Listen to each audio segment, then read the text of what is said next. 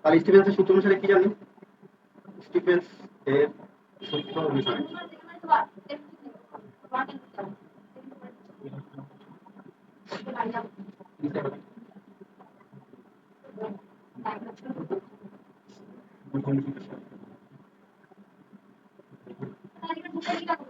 হ্যাঁ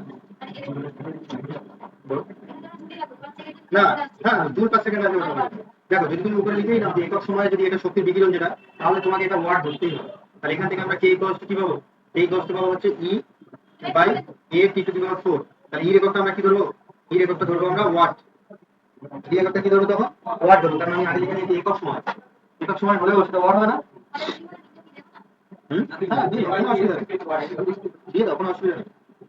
তাহলে এখান থেকে আমরা বোল্টজম্যান ধ্রুবকের সূত্রটা কি পেলাম আমরা? Watt per metre square into kelvin to the power 4। ঠিক আছে? তাহলে কোনটা হবে সঠিক? সঠিক হয়ে যাবে তোমার কোনটা? সঠিক হবে অপশন, সঠিক হবে অপশন এ।